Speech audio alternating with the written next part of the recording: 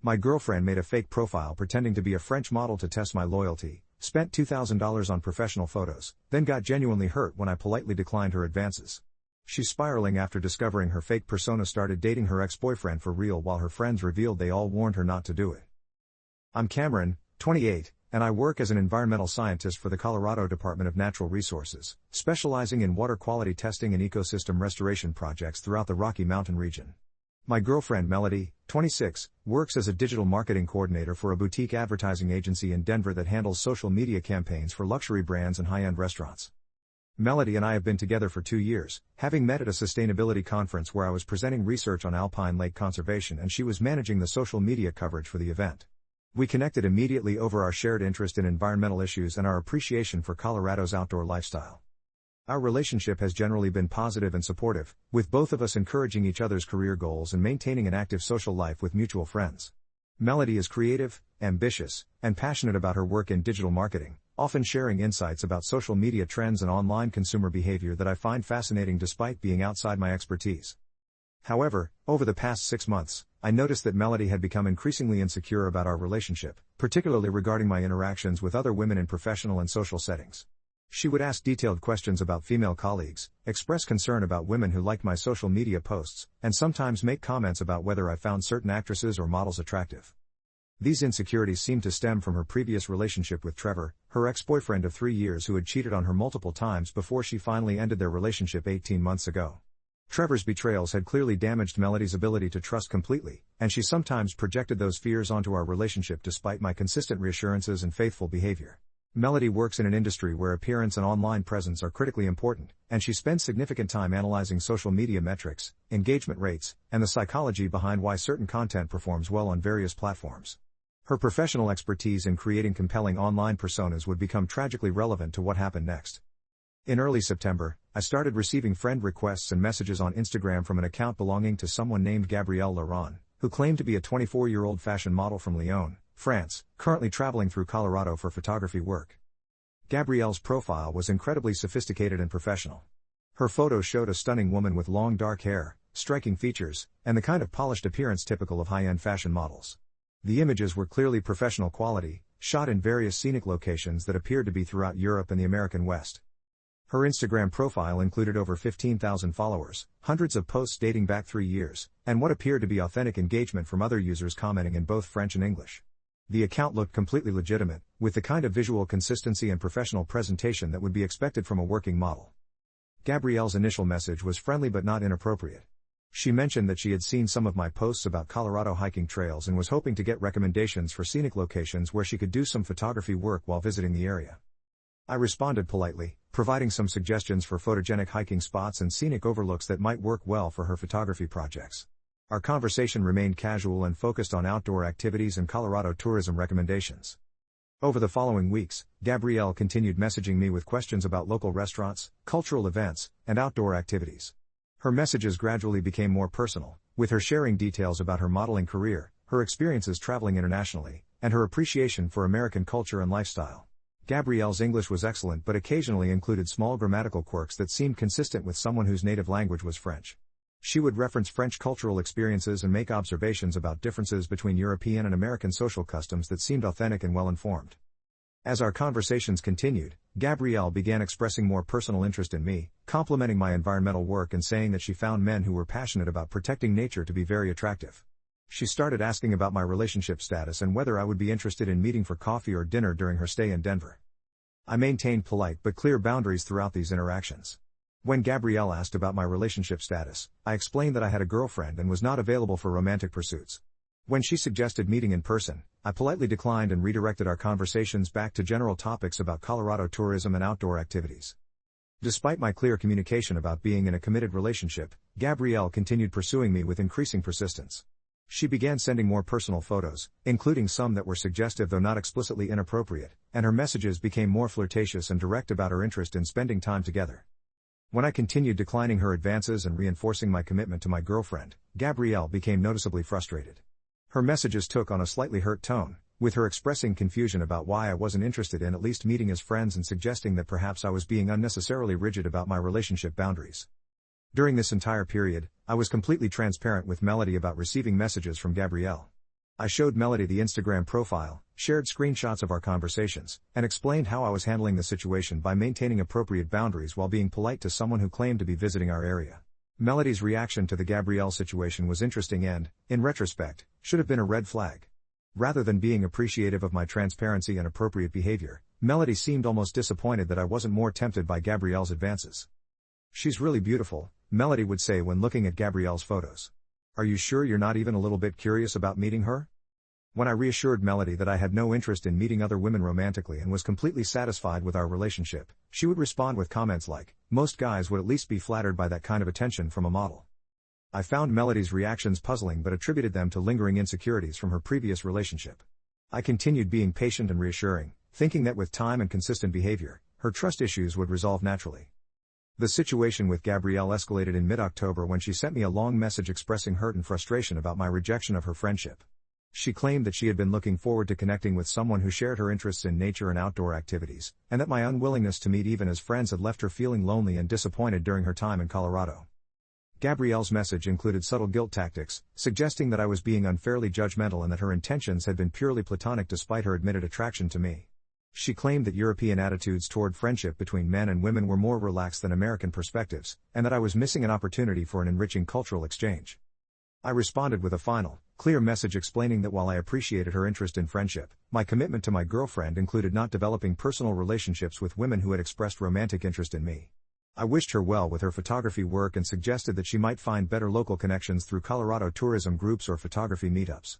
After sending that final message, I blocked Gabrielle's account to prevent further communication and to demonstrate to Melody that I took our relationship boundaries seriously. I thought this would finally put the situation to rest and allow us to move forward without the distraction of Gabrielle's persistent messages.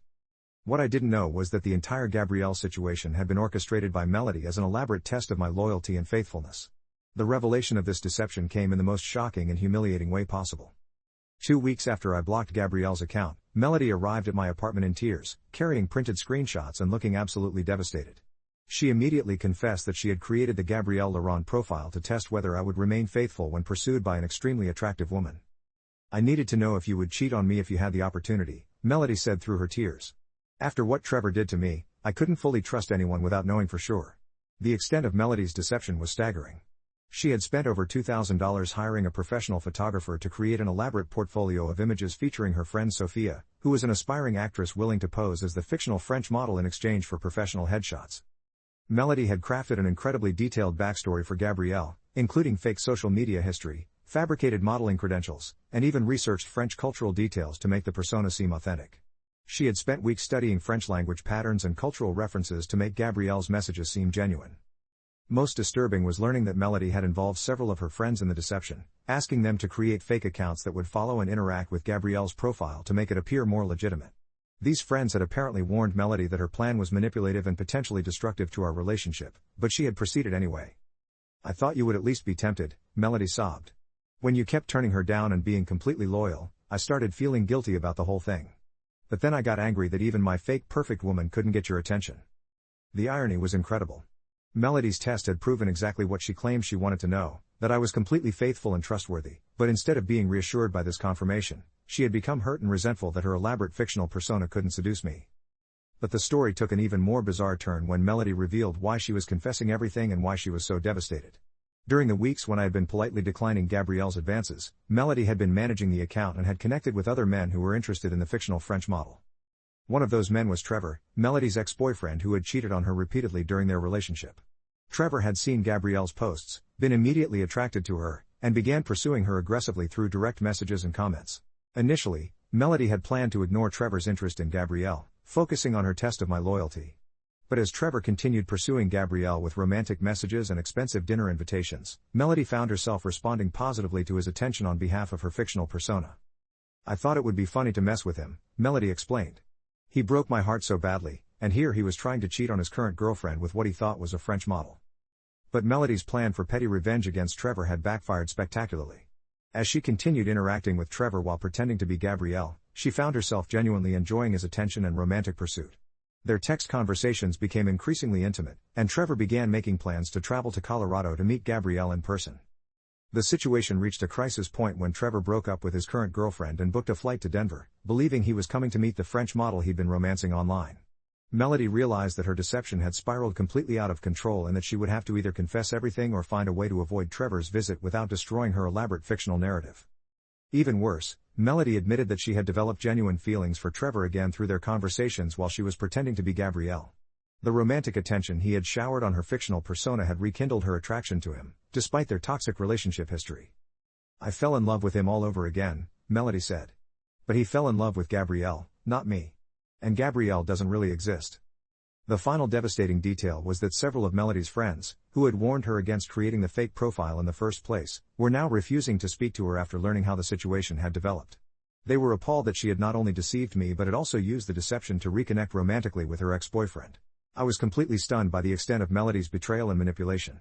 She had not only violated my trust by creating an elaborate test of my faithfulness but had also used that same deception to essentially cheat on me with her ex-boyfriend while hiding behind a fictional persona. The irony was overwhelming. Melody's test had proven that I was completely loyal and trustworthy, while simultaneously proving that she was capable of deception, manipulation, and emotional infidelity. Her scheme had backfired by revealing exactly the opposite of what she claimed she wanted to discover.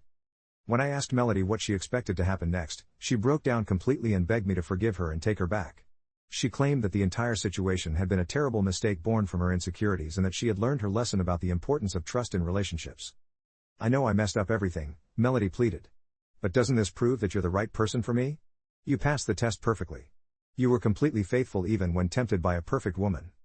I explained to Melody that her test had actually proven the opposite of what she claimed.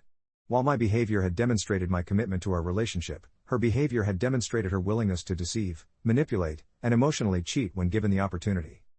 "You created a fake person to seduce me, then got upset when it didn't work," I said.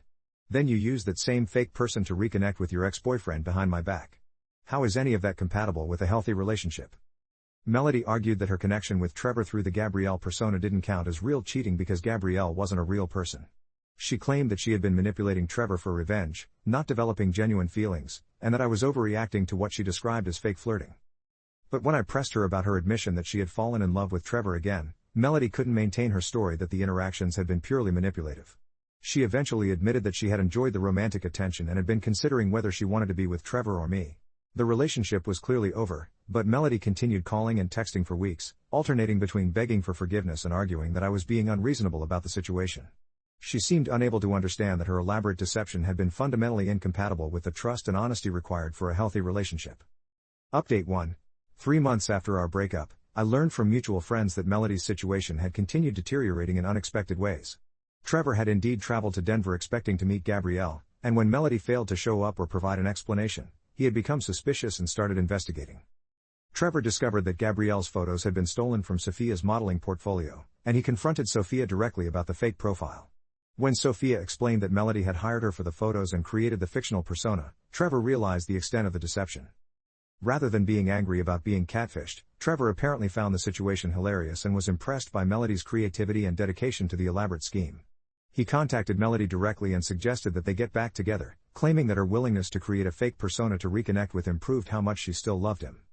Melody and Trevor are now dating again, but according to mutual friends, their relationship is even more toxic than before.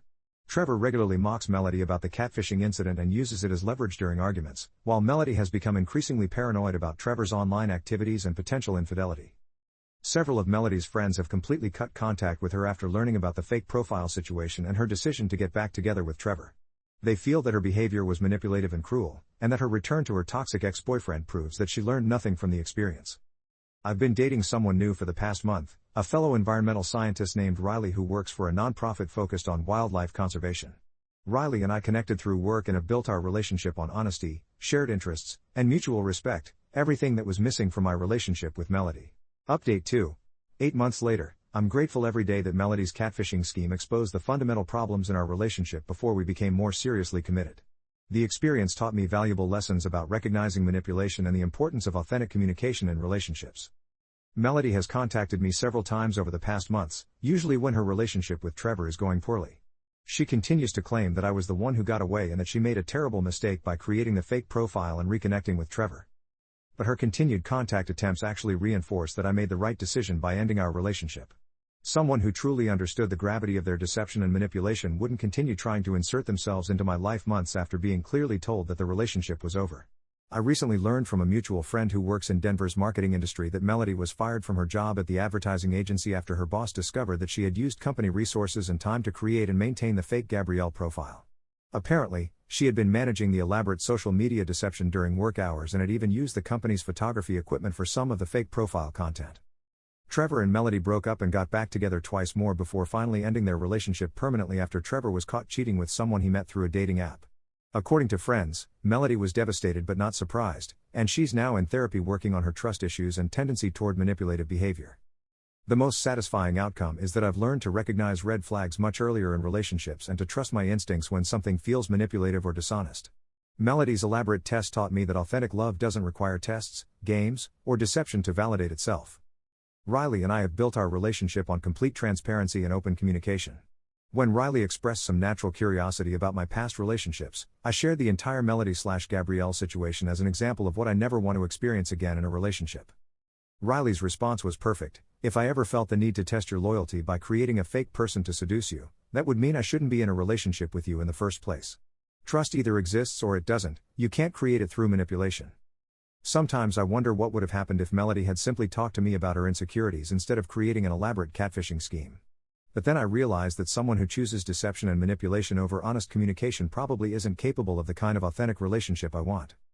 The Gabrielle Laurent profile has been deleted, but the lessons from that bizarre situation continue to inform how I approach relationships and communication.